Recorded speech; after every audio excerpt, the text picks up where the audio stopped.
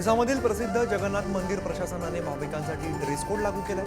यामध्ये half pant, फाटलेली jeans, sleeveless dress परिधान करणाऱ्यांना मंदिरामध्ये प्रवेश नसणार आहे, तर मंदिर परिसरामध्ये गुटखा आणि पान खाण्यावरही बंदी आहे।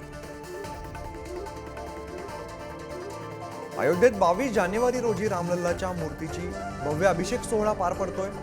त्यापूर्वी प्रभू रामाच्या 3 पैकी एका मूर्तीची निवड करण्यात आली आहे। देशातील प्रसिद्ध शिल्पकार अरुण योगीराज यांनी बनवलेल्या प्रभू श्रीराम, सीता आणि हनुमानाच्या मूर्तींची निवड करण्यात आली।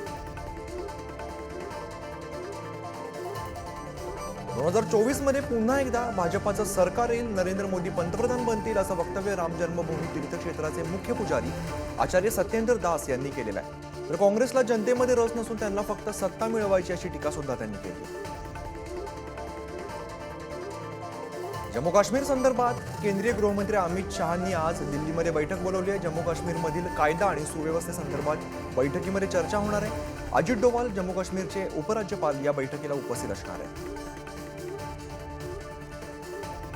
मणिपूरमध्ये पुन्हा हिंसाचार उफाळलाय। थौबलमध्ये 3 जणांची गोळ्या झाडून हत्या करण्यात आली आहे, तर गोळीबारात 5 जण जखमी झाले असून 5 जिल्ह्यांमध्ये पुन्हा एकदा संचारबंदी लागू करण्यात आली।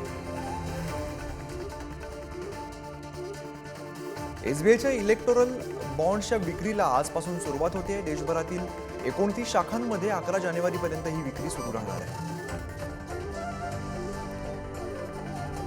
देशातील 8 प्रमुख उद्योगांपैकी कोळसा उद्योग क्षेत्रात तब्बल 10.9% वाढ झाली आहे। 2023 मध्ये कोळसा उत्पादनात लक्षणीय उसळी घेतल्यामुळे कोळसा उद्योगाच्या निर्देशांकामध्ये सुद्धा वाढ झाल्याचं दिसून येतं। उत्तर भारतात थंडीची लाट पाहायला मिळते। धुक्यामुळे दिल्लीतील रेल्वे वाहतुकीला फटका बसलाय। दिल्लीत येणाऱ्या 26 ट्रेन्स यामुळे उशिराने धावतात।